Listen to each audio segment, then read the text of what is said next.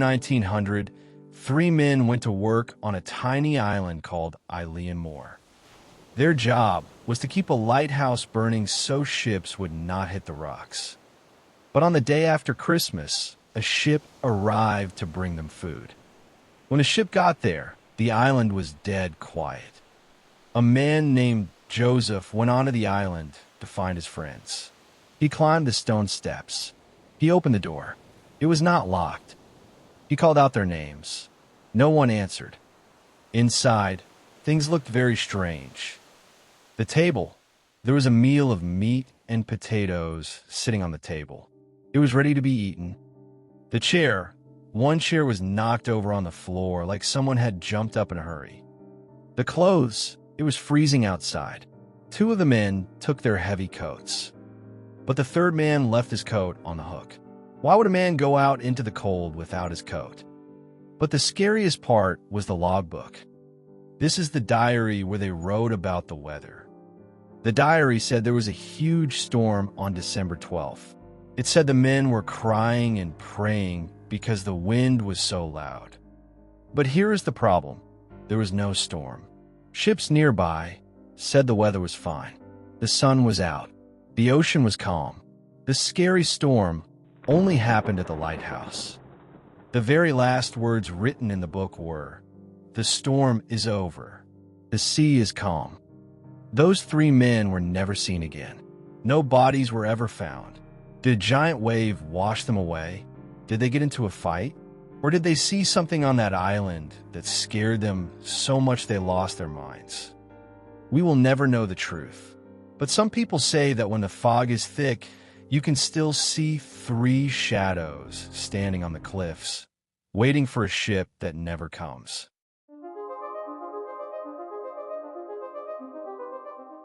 The Vanishing of Flight 19.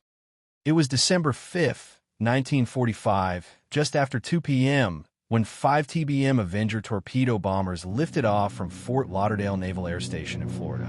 It was supposed to be a routine training exercise, a simple navigation hop over the Bahamas and back. 2 hours, maybe 3 at most. The 14 men aboard those planes had no idea they were about to become one of aviation's most terrifying unsolved mysteries. Lieutenant Charles Taylor led the formation. He was an experienced pilot, combat veteran with over 2,500 flight hours. The weather was clear. The planes were in perfect condition. Everything was normal. Until it wasn't.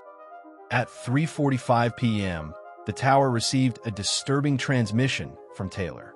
His voice was tense, confused. "Both my compasses are out," he reported.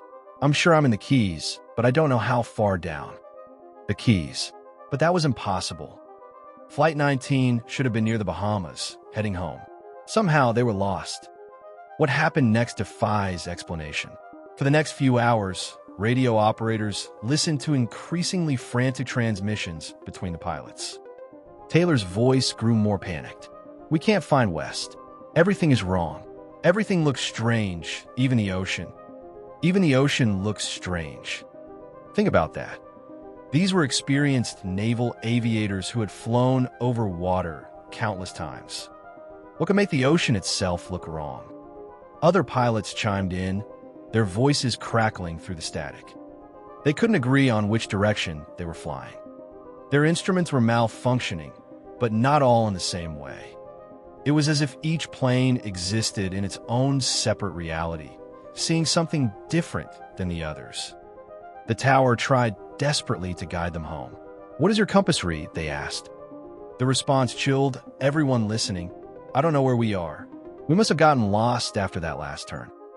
But there was something else in those transmissions, something the official reports tried to downplay. Several radio operators reported hearing Taylor say something that was never officially acknowledged. "Don't come after me. They look like they're from outer space." Who was they? At 6 p.m., as darkness fell over the Atlantic, the final transmission came through. It was barely audible through the interference. "We are entering white water. Nothing seems right." Then silence. The Navy launched the largest air-sea rescue operation in history at that time. A Martin Mariner flying boat with 13 crew members was sent to search for them. 23 minutes after takeoff, the mariner radioed its position. That was the last anyone ever heard from them. The rescue plane had vanished too. 27 men, 6 aircraft, all gone without a trace. Here's where it gets truly disturbing. The search covered over 250,000 square miles of ocean. They found nothing. No wreckage, no oil slicks, no life rafts, no bodies. It was as if those planes had simply been erased from existence. The Navy's official explanation? Taylor got disoriented, led the formation too far out to sea, and they ran out of fuel and crashed. Case closed. But that explanation falls apart under scrutiny. These planes carried enough fuel for over 1,000 miles. Even if Taylor flew in completely the wrong direction for hours, they should have hit land somewhere: Florida, Cuba, the Carolinas. The Atlantic Ocean isn't infinite. And it doesn't explain the compasses. Multiple compasses on multiple planes, all malfunctioning simultaneously. The odds are astronomical. It doesn't explain why Taylor, a veteran pilot, wouldn't recognize the Florida Keys or the Bahamas, areas he'd flown over dozens of times. It doesn't explain what made even the ocean look strange. And it certainly doesn't explain what happened to the rescue plane. A Martin Mariner doesn't just vanish in perfect weather 23 minutes after takeoff. In the years since, dozens of wrecks have been found in the area. Every single time, investigators hoped it might be Flight 19.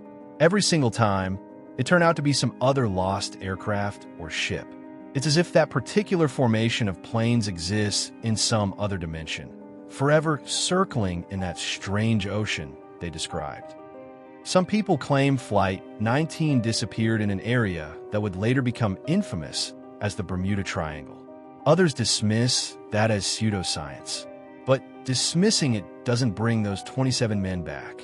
It doesn't explain where they went. The families of those men waited for answers that never came. Some held out hope for years that their loved ones might be alive somewhere, stranded on an uncharted island perhaps. But the ocean keeps its secrets. Here's the final disturbing detail. In 1991, a document was uncovered showing that a senior naval officer had reviewed the Flight 19 case and added a handwritten note to the file. They vanished completely, as if they had flown to Mars.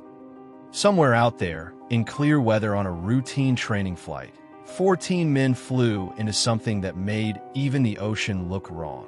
They radioed back their confusion, their terror, and then they were simply gone.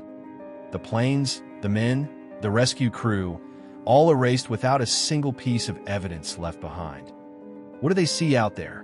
What made Charles Taylor, a combat veteran, say, "Don't come after me"? What was he warning the rescue crews about? We'll never know. Flight 19 is still listed as missing. The case has never been closed. Somewhere in the sky, or sea, or perhaps somewhere else entirely, those 5 planes are still out there. And whatever took them might still be waiting.